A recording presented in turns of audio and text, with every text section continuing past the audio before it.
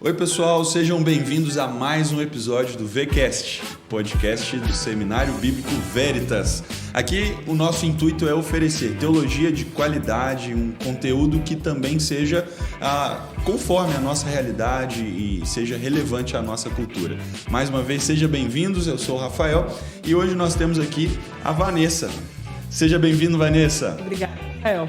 Muito bem. Pessoal, hoje o assunto é bem sério, muito importante e a gente precisa buscar um conhecimento que seja relevante, como nós dissemos, e que traga a luz da palavra de Deus, bem como também com a ajuda da psicóloga aqui, para que possamos compreender muito bem o que isso significa e quais as implicações e como nós podemos ajudar. O assunto é sobre suicídio, autoextermínio, que as pessoas, de acordo com um determinado desespero, uma determinada situação, elas acabam dando cabo à sua própria vida.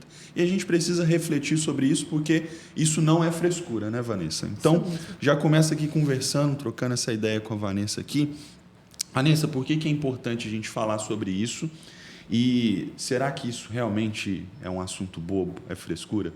É curioso que a gente começou a falar disso um pouquinho antes, né? E daí pensamos, nossa, isso pode ser publicado? Isso é um assunto sensível, né? Então, a gente tem dificuldade de tocar nesse assunto com medo que ele gere, na verdade, efeitos danosos, né? E o fato da gente não querer falar sobre isso, ter dificuldade de falar sobre isso, faz com que seja um assunto isolado, que a gente não lide com ele. E a gente não tem estratégias de enfrentamento, a gente não consegue ajudar as pessoas com isso, a gente não consegue perceber como que isso está em nós, em torno de nós, né? E qual que é a nossa implicação nisso. Então, o suicídio ele tem aumentado muito, especialmente nas Américas, né? Isso é uma estatística que eu vi hoje, só para a gente ter uma noção da importância disso, né? Nas Américas tem aumentado. As taxas assim, são muito altas, especialmente entre jovens e idosos também. E eu acho que mata mais do que a violência, em alguma medida, né? Então, assim, é um assunto que está muito presente. Todo mundo, de alguma forma, tem contato, direto ou indireto, com o tema, né? Gera muita curiosidade, muitas fantasias, mas pouca conversa aberta. É verdade. Sobre o tema, né? É verdade. Isso tudo dificulta, né, o tratamento, o acompanhamento, a forma como nós podemos ajudar essas pessoas e até mesmo um caminho de esperança para elas, né? Porque elas se imaginam dentro de uma bolha, só elas estão sofrendo aquilo, ninguém fala sobre aquilo, então elas não conseguem encontrar um respaldo, encontrar uma ajuda.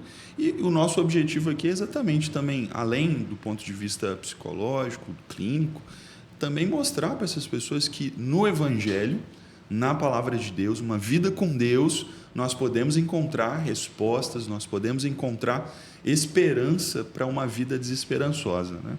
Inclusive, a gente estava conversando um pouquinho aqui no Off Talk, e uma das coisas foram exatamente isso, porque as pessoas têm problemas em lidar com as grandes perguntas existenciais do ser humano, da angústia, e, por essa razão, elas não encontram as respostas, elas não refletem sobre isso. Então, vivem uma vida desesperançosa, né, Vanessa? E tem as pessoas que vivem isso com muita intensidade, essa angústia, elas acham que são só elas. Né? Então, elas não encontram espaços para que isso ressoe. Né? Então, parece que só eu tenho essa questão. Só eu que penso sobre isso, só eu que fico muito angustiado, só eu que fico muito desesperado. As pessoas vivem bem.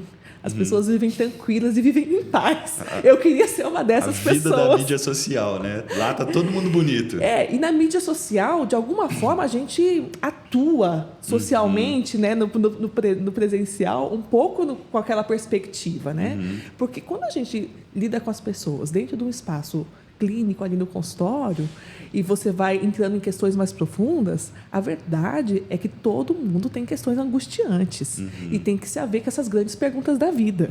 Então, em maior ou menor medida e intensidade, a questão da pessoa que está desesperada e desesperançosa é a minha questão também.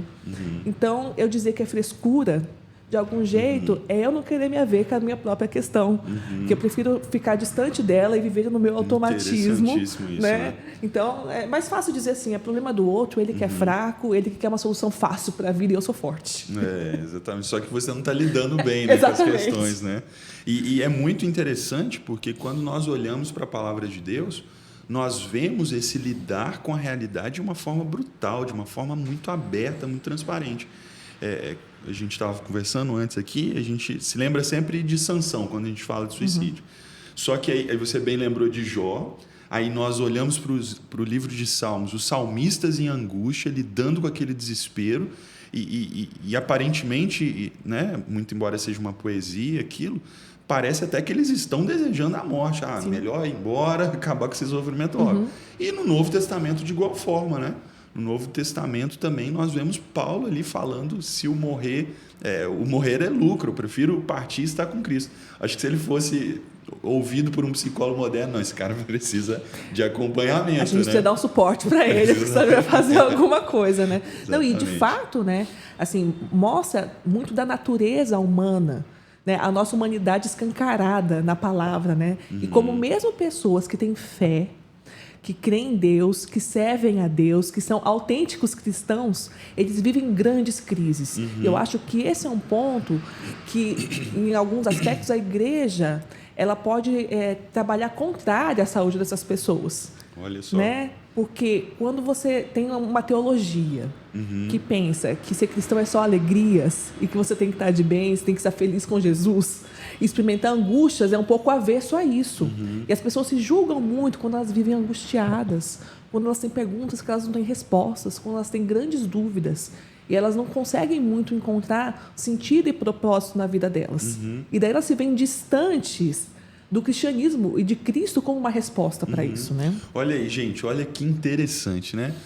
A perspectiva teológica, ela influencia a nossa vida. Então, assim, a doutrina ela não está distante da vida prática. Não. A doutrina ela faz todo sentido e dependendo da perspectiva que você segue, da forma como você encara a palavra de Deus e o que você espera dos frutos, né, do Evangelho, você corre risco, né, Vanessa? Certamente, porque quando a gente pensa nessa assim, especialmente na questão da teologia da prosperidade, que vai muito além do dinheiro, né? Tem a ver com essa vida maravilhosa e de que eu estou sempre saltitando e feliz com Jesus, né?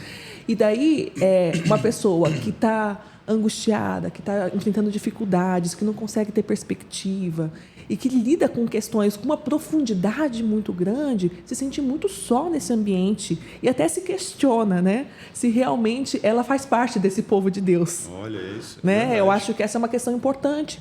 Mas quando a gente olha para a palavra, a gente vê esses sentimentos e essa vivência com muita intensidade em muitos homens de Deus.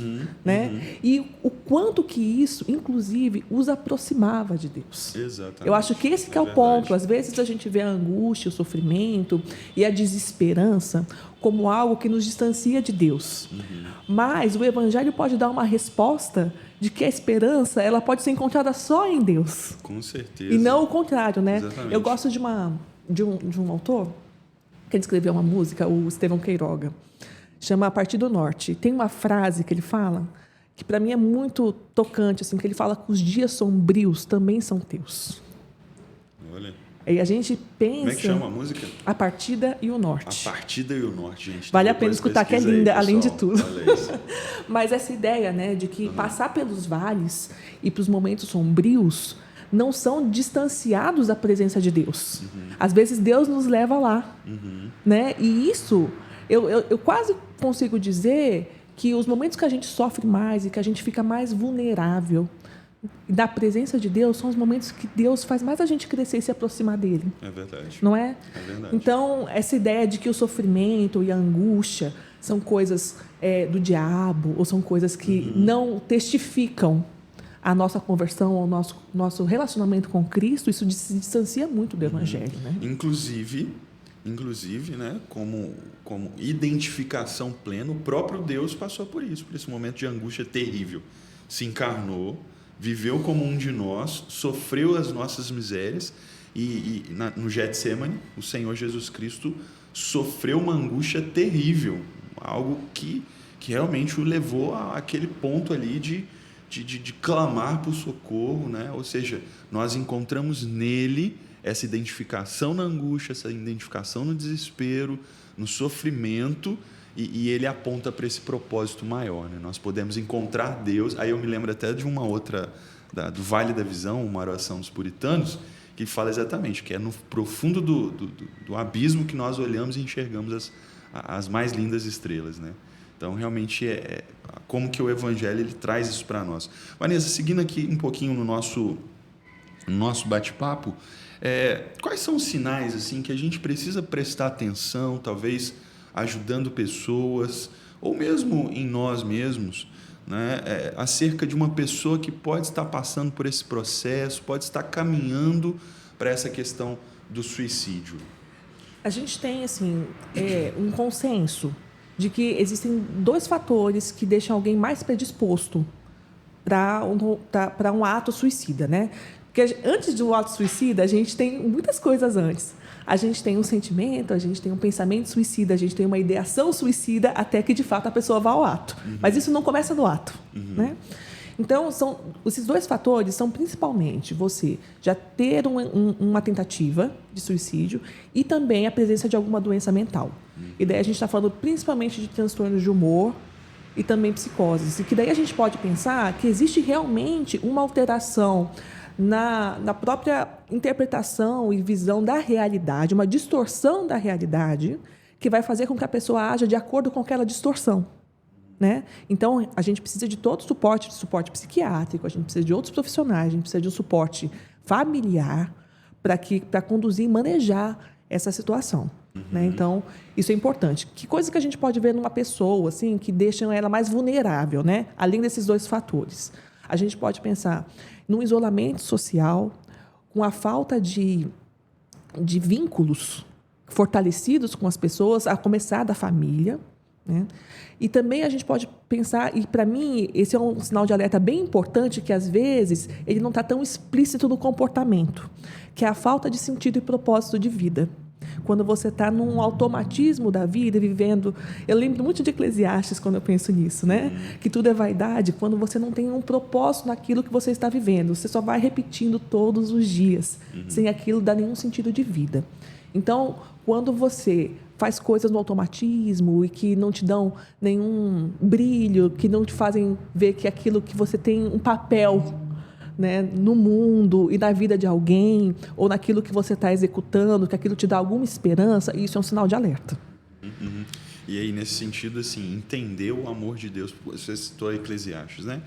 Entender o amor de Deus por nós e a forma como Ele nos leva a cumprir os objetivos, os propósitos, e o propósito máximo da nossa vida, que é glorificá-lo.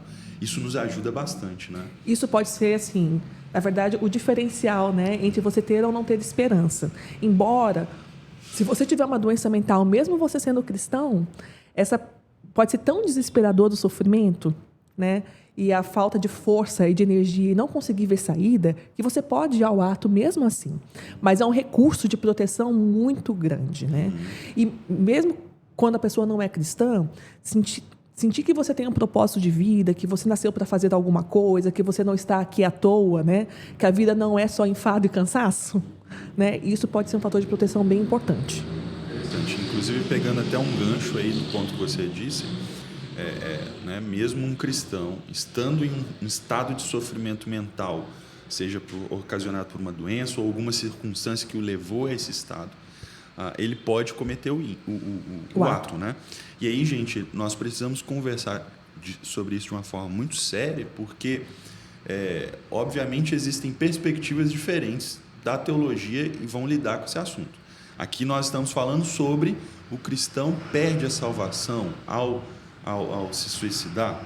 Bom, depende da sua perspectiva. Aqui, né, nós defendemos, até pela mesma linha teológica que nós seguimos, que ele não perde. Por quê? Porque ele pode estar cometendo esse ato devido a diversas circunstâncias. E não significa que ele estava endemoniado, que ele foi usado ali pelo diabo, nada disso. Significa o sofrimento dele. E aí, você pode falar isso melhor, né? Desse estado de sofrimento pelo qual ele está sofrendo. E a ênfase que a gente precisa fazer é acerca da salvação. O que é a salvação?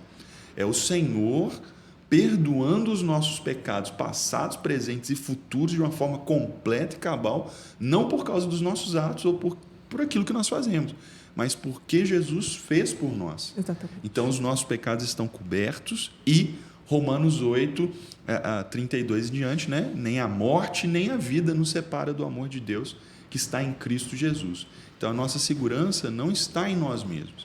E aqui a gente faz até um apelo pastoral. Talvez você perdeu alguém.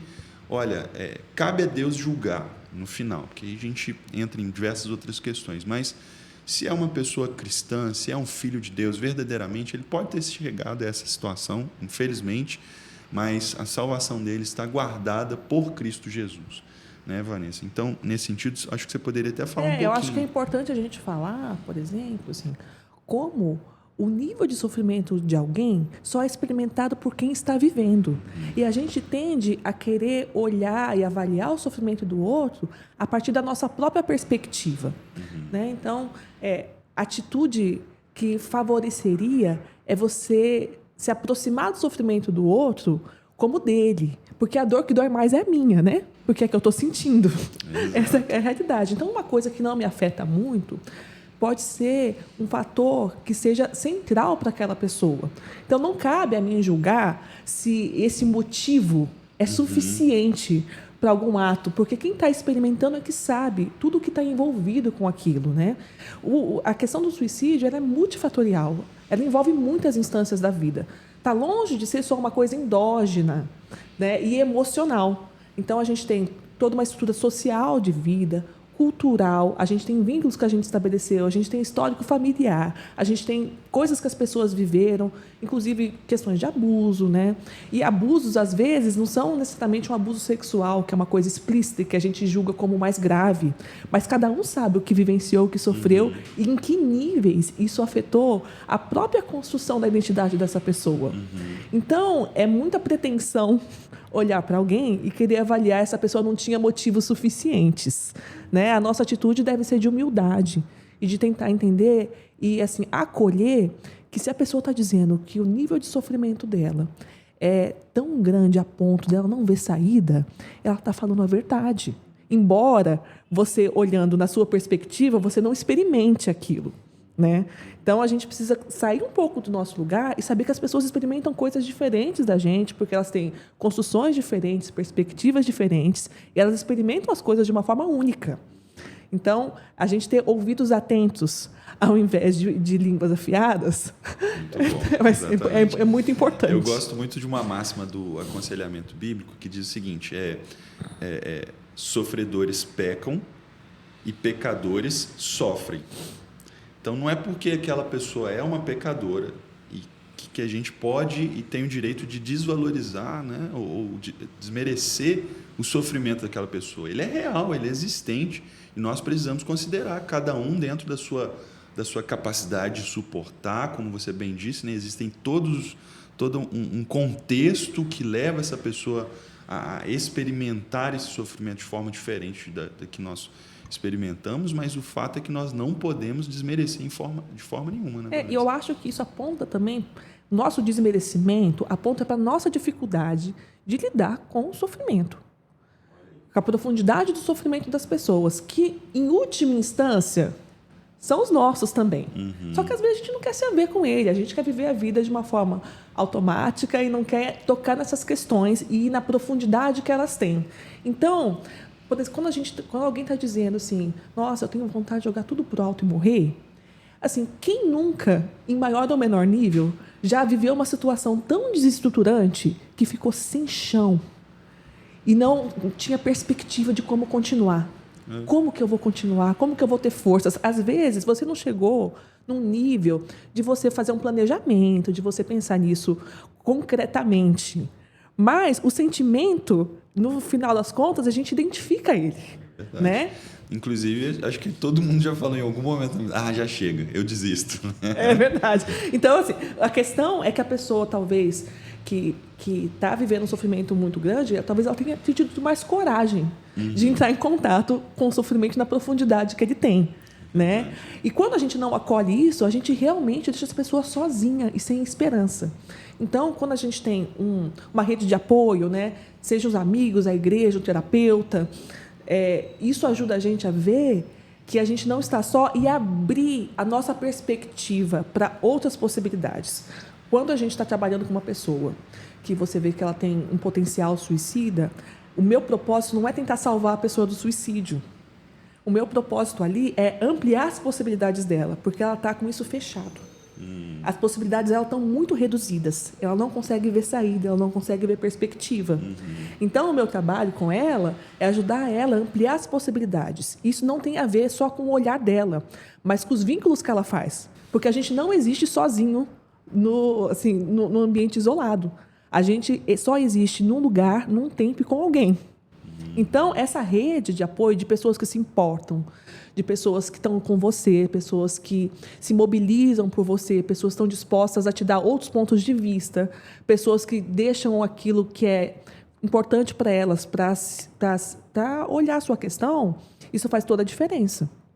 Né? Então, isso é um fator muito importante para proteger alguém de um ato assim, cabal. Então, de forma objetiva, Vanessa, como que familiares, amigos podem ajudar a essas pessoas? A primeira coisa é não diminuindo o sofrimento da pessoa e dizendo, você quer chamar a atenção, isso é uma grande bobagem. Uma pessoa, e existe muito esse mito, né? Quem fala muito não vai fazer. Né? Isso é uma grande mentira, porque a pessoa está dizendo de um sofrimento muito grande e você está dizendo que o sofrimento dela não é bem aquilo. Né? E daí, o sentimento de solidão ele é ampliado. Então, o acolhimento, eu acho que a primeira coisa é essa escuta. A segunda coisa, eu acho que é a gente procurar profissionais. E profissionais, eu digo no plural, porque nenhum profissional assume essa responsabilidade sozinho. Né? Então, quando eu vejo que eu tenho alguém que eu estou acompanhando e que está nessa situação, eu sempre vou contactar um psiquiatra, sempre vou contactar um familiar. A gente precisa ampliar a rede, né? Para que essa pessoa tenha mais suporte e isso abre as perspectivas dessa pessoa. E o próprio vínculo com o terapeuta acaba sendo algo que dê uma perspectiva para a pessoa de que alguém se importa, né? De que realmente alguém entende o que ela está falando, de que alguém tem sentimentos positivos e afetos por ela, se importa ao ponto de se desdobrar para que ela não siga nessa direção. Né? Então, mais nesse sentido. Pensando da perspectiva da igreja, como você acha que a gente mais atrapalha ou a gente pode ajudar, a gente pode oferecer algo a essas pessoas? Eu acho que a gente tem a oferecer quando a gente não fecha os nossos ouvidos e não desvaloriza o sofrimento das pessoas. Né? Quando a gente não tem a começar por uma teologia que vai falar de você precisa estar feliz com Jesus. Né? Porque a gente sabe que até o hino Sou Feliz com Jesus foi um momento de grande sofrimento. Não é sobre você... Que, na verdade, até a melhor tradução seria eu tenho paz em minha alma. Né? Pois é. Então, assim, quando falar do sofrimento, e esse tema está em voga, porque é um tema de todos, né? Quem está adoecido ou não, né? A gente ter esse espaço de falar e de espaço de intimidade para poder falar da profundidade do seu ser, né? Eu acho que é uma coisa que pode ajudar bastante. O problema é quando a gente tem aquelas frases prontas. E isso realmente atrapalha muito. Assim, mas como você pode estar desse jeito se você tem Jesus? Não. Né? Não fala uma coisa dessas, é pecado. Né? É assim, ter essa liberdade de poder experimentar e sentir o que você está sentindo, mas a gente tem um recurso, que é poder voltar à palavra e voltar ao relacionamento com Cristo, que pode abrir as suas perspectivas e te dar esperança. Né? Exato. Inclusive, no acompanhamento pastoral, uma das coisas a serem feitas é ensinar essa pessoa a se lamentar, a sofrer, a se angustiar, biblicamente falando. Por quê? Porque a Bíblia é um livro de angústias. Né? Nós estamos desse lado de cada queda. E a gente precisa entender como Deus nos orienta, como Ele nos envia o seu Espírito, como Ele nos cerca de cuidado com amigos, igrejas, líderes, pastores e até mesmo profissionais, dando da graça comum, para que nós sejamos cuidados, né, Vanessa? Exatamente. E assim, não dá para estar desse lado de cada eternidade sem passar por angústia. Exato. Porque a gente está vulnerável ao pecado, nós somos pecadores. Então, a angústia ela faz parte de viver. Né? Então, quando a gente nega essa angústia, a gente fica mais propenso a não lidar com as grandes questões da vida e com os males que vão vir. A gente precisa entrar em contato com ela e responder a ela com a esperança que a gente pode encontrar em Cristo. Ótimo. E essa esperança está exatamente no Evangelho do nosso Senhor. É Ele que veio a este mundo para sofrer as nossas misérias e, mais do que isso, levar no seu próprio corpo, na sua morte, o nosso pecado, o preço final do nosso pecado, para que nós fôssemos libertos e recebêssemos perspectiva. Portanto, se você está aí nos ouvindo e talvez você esteja numa situação de desespero, numa situação de angústia, nós convidamos você a entregar a sua vida a Jesus Cristo, a confiar nele e a receber esse propósito, esse significado de vida, com toda certeza vai fazer a diferença para você, né? Vanessa, foi muito bom aqui o papo, acho que foi excelente. A gente sinta-se convidada para próximas vezes, tá? Então a gente vai ficando por aqui. Quer dar sua despedida aí pro pessoal? Talvez trazer uma palavra de esperança aí, ou alguma... Não sei se também você tem as suas redes sociais, se as pessoas podem te procurar. Eu sou muito ruim de rede social. Eu tenho um Instagram que só serve para eu ver fornecedor. Não tem nada lá. Mas enfim. Mas fica a dica aí, ó. Quem sabe, ó. Um clamor público aí por Vanessa nas redes sociais. Mas assim, acho que o que eu posso dizer é que você procure espaços para falar de coisas difíceis e de coisas indizíveis. Opa, né? Coisas que a gente tem medo de dizer, que a gente tem muito temor de quando a gente fala de coisas que são muito assim, chocantes, elas vão se tornar realidade. Mas quando a gente pode colocá-las para fora, a gente consegue lidar com elas. Então, procure espaços, procure pessoas que consigam acolher isso. Né? Você não vai encontrar em todos os espaços, em todas as pessoas, inclusive dentro da igreja. Então, é preciso ter discernimento para procurar pessoas sensíveis o suficiente para te acolher. Não fique sozinho com essa angústia. Não fique achando que é só você. Né? Mas procure pessoas e peça a Deus também que coloque pessoas profissionais, né? E que Ele mesmo te direcione e te acolha na tua angústia, porque é isso que a palavra fala, né? Que na minha angústia eu clamei ao Senhor e Ele me respondeu. Exatamente, muito bom. Gente, Vanessa, mais uma vez, muito obrigado, tá? Pelo tempo aqui conosco, que Deus continue te abençoando. Então, como eu disse, sinta-se convidada para próximas vezes. Pessoal, é isso aí, nós ficamos por aqui. Compartilhe, curta, comente aí também em toda essa questão das redes sociais. Está vendo que eu também não sou tão bom assim, né? Mas faça aí os seus comentários e compartilhe, especialmente com essas pessoas que precisam ouvir essa mensagem. Nós ficamos por aqui, esse é o VCast, o podcast do Seminário Bíblico Veritas, e nós nos vemos numa próxima oportunidade. Até lá, pessoal!